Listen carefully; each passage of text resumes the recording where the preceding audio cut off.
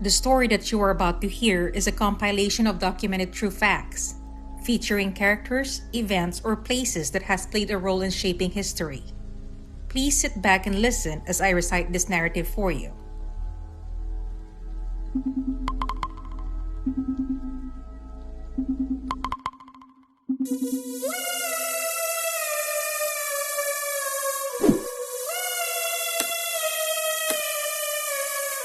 Before I begin this narration, let me apologize in advance for any mispronounced words.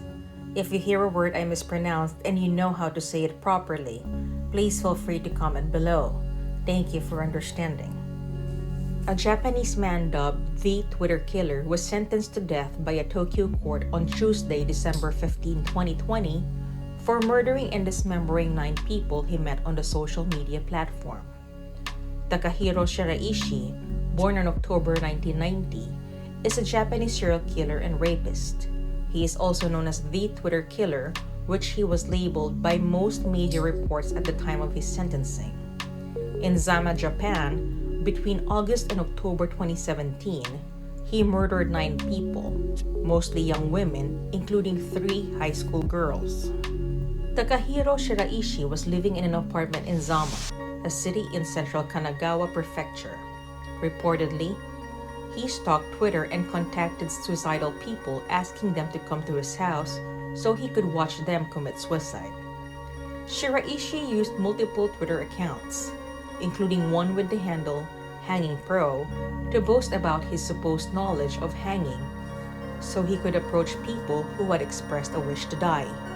In another account, he portrayed himself as a forlorn man hoping to find people with whom to enter into suicide pacts. He said, "I thought it would be easier for people with some worries or problems to persuade. It's easier to operate." A friend of his indicated that he had indulged in choking games with school friends, and signs of his later victims indicated that they had been choked to death.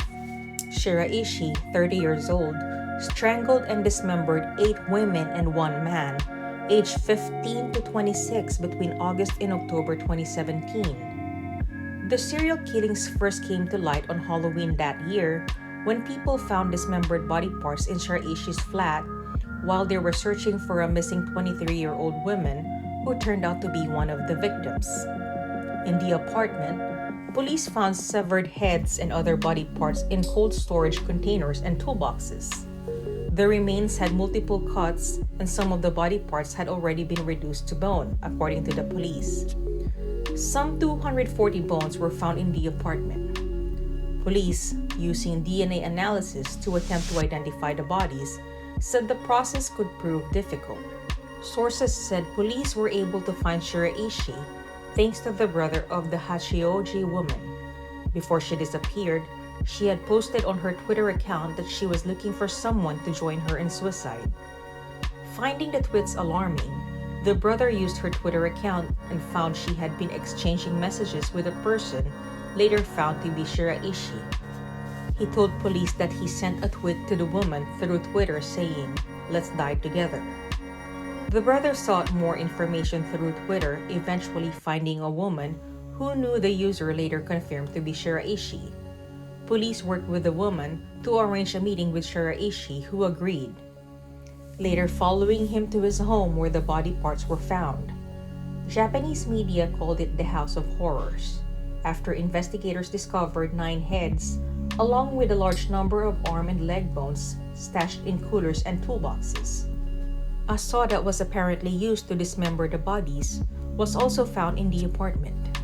The body parts were placed inside containers with sand, meant for use as cat litter, sprinkled over them, an apparent effort to reduce the odor. Neighbors corroborated the events by confirming that foul smells of rotting flesh had come from the house. Shiraishi had discarded elements of the people into his bin, which had been taken away in the recycle bin. Police investigation had confirmed the missing woman had been walking with Shiraishi on October 23. Shiraishi confessed to killing and dismembering the 9 people. Before he committed the murders, Shiraishi had told his father his life had no meaning. Shiraishi claimed his motive was sex. He wanted to use his victims' vulnerable states to manipulate and sexually abuse them, fulfilling his fantasies and not having to worry about them denying his advances. On October 1, 2020, Shiraishi pled guilty to 9 murders, and on December 15, he was sentenced to death. He was also found guilty of forced sexual encounters and robbery.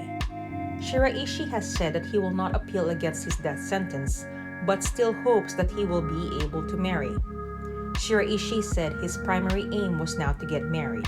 "If I do, she could see me even when I go to the Tokyo detention house," he said, referring to the facility in the capital where inmates are permitted to see their families while they await their execution by hanging. The death penalty is carried out by hanging in Japan, which has more than 100 prisoners on death row.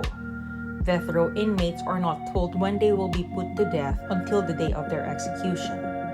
Years usually pass between sentencing and an execution being carried out. His lawyers had argued that he should receive a prison sentence rather than be executed because his victims had expressed suicidal thoughts on social media and so had consented to die. Shiraishi later disputed his own defense team's version of events and said he killed without their consent. A judge also dismissed that argument and handed down the death penalty over the 2017 crimes, which he called cunning and cruel. None of the 9 victims consented to be killed, including silent consent. At a sentencing hearing in November, some members of the victims' families said that they had been irreversibly scarred by Mr. Shiraishi's actions, and his utter lack of remorse on the stand had convinced them that he should be put to death.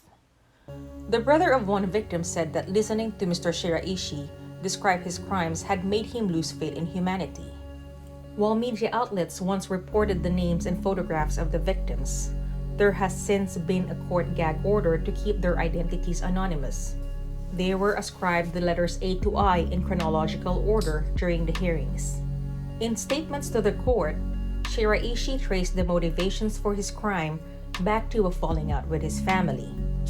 After arguing with his father, he decided to try making a living by seducing lonely women and convincing them to give him money.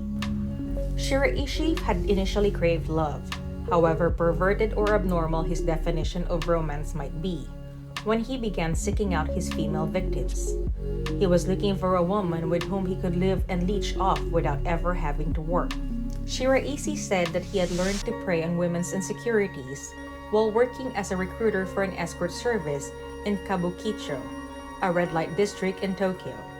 While prostitution is illegal in Japan, sex-related businesses, ranging from hostess club to massage parlors, are common in urban areas, and young men are often hired to comb city streets for potential employees.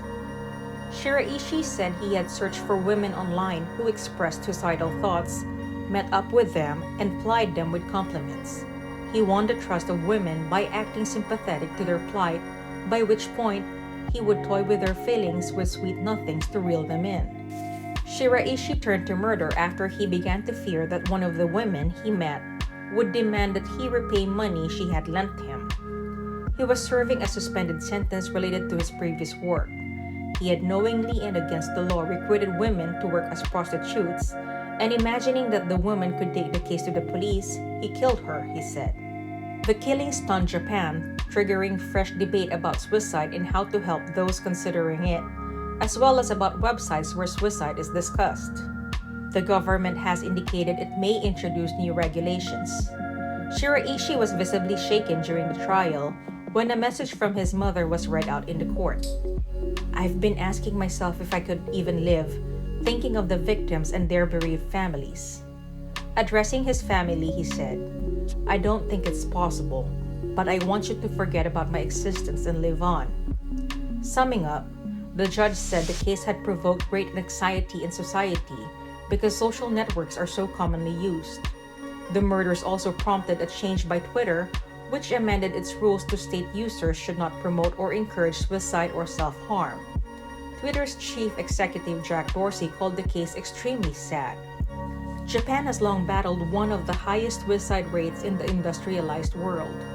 Figures have dropped since preventative measures were introduced more than a decade ago, but there have been signs that rates have been rising again, during the coronavirus pandemic.